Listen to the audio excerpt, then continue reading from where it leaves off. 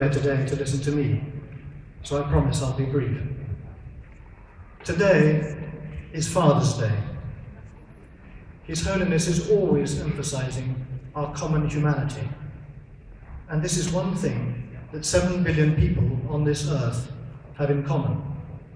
We all have fathers, and hopefully most of us here today could give thanks to them or to their memory. By the way, His Holiness is particularly keen to reach out to young people on this trip, and families with children are especially in his prayers at this time. Apart from being here in Manchester with His Holiness, 2 things make this Father's Day different. First, Greece is going to the polls as we sit here now, and we may have a major political or financial crisis on our hands after the original Earth Summit, still trying to agree a path to sustainable development that avoids the threat of catastrophic climate change. Whether we look at politics, finance, or the environment, the game is up. In our heart of hearts, I think we know we can't go on like this. We need to do things differently. His Holiness's call for dialogue, compassion, non-violence, and a less materialistic way of life has never been more timely. And his concern for all sentient beings, animals as well as humans, makes increasing sense as science reveals the interconnectedness and the fragility of the web of life. So, if change is vital to our happiness and even to our survival, it is an immense privilege to introduce you to a man who, above all, considers himself to be a simple Buddhist monk, to talk to us about how real change happens in the heart. Ladies and gentlemen, with profound gratitude for his presence here today, please welcome His Holiness, the Dalai Lama.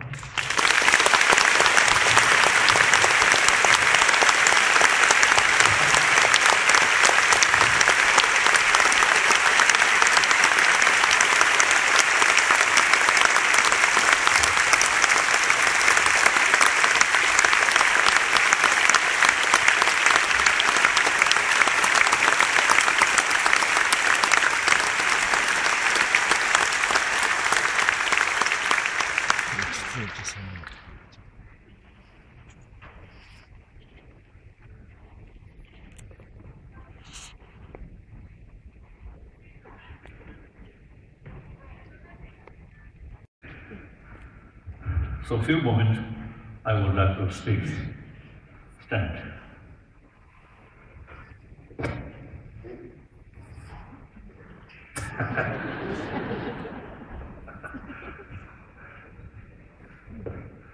Sometimes the people then give me this equipment. They try to hide somewhere. Not necessary. That's better.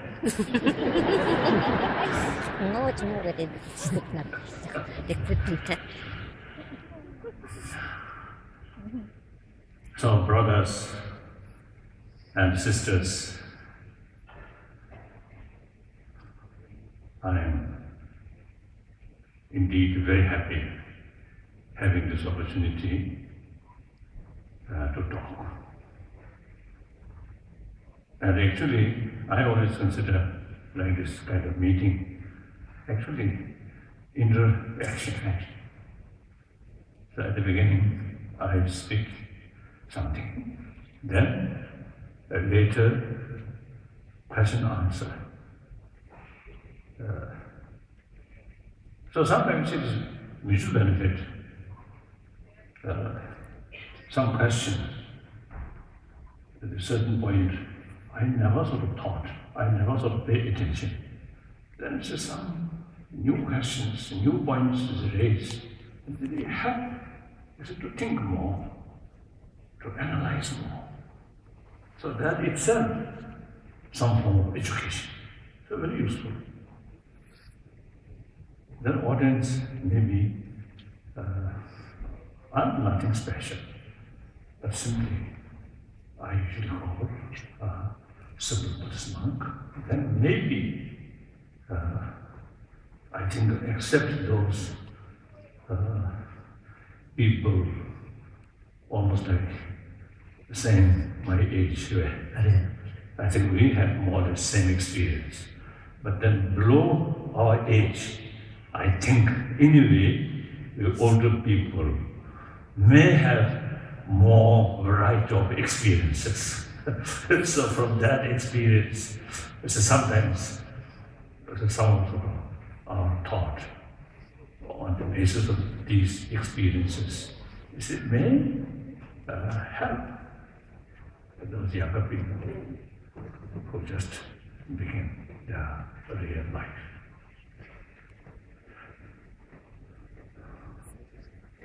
And one time in London, there was a hall, Royal Albert Hall.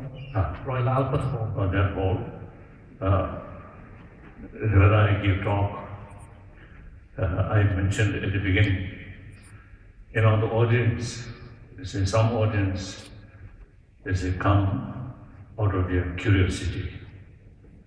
What kind of that now? What kind of talk? That's okay, no problem. And some people may come or attend my talk with the belief that I don't have some kind of miracle power. That's nonsense. Then some people feel that I don't have some kind of healing power. Then I told at that meeting many years ago, firstly, I myself very skeptical about so-called healing power. And then I mentioned, if there is really scientifically proved healing power, then I need that. Because, you see, at that time, there is some itching problem here. So I would like to see that to that person who have the healing power. Then, next day, I received some ointment for that. So that's a real sort of kasota, healer. So perhaps I think today I may mention, if there is a real healer, I would like to show my knees. Yeah. Some problems now. Since last year, some problems. But of course now improving. So again, since publicly I mentioned this is some problem with my knee. So since then I received a lot of ointment. So now so many ointment. So I distribute to some people, and perhaps one day I may create a small shop to sell anything. So now more serious now. Basically, we are the same human being. Mentally, emotionally, physically, we are the same. Of course, little differences, even, but overall, the same person. So similarly, each individual. One my friend, one scientist, once he told me, at that time, around 6 billion human beings. So he mentioned 6 billion human beings, and you see, the 6 billion different sort of visions, perceptions about the world. He mentioned that. So there's differences there, but the fundamental level we are same. So that I think is very important. I think many man's own creation created problem. not on that level, on that basis, but on secondary level. Different nationality, different country, different religious faith, different social background, and different races. So therefore, I think several thousand human history, fighting, killing, bullying, most cases are on the secondary level. The emphasis, importance of secondary level, and making Huge divisions. Huge divisions. With divisions. So now time comes.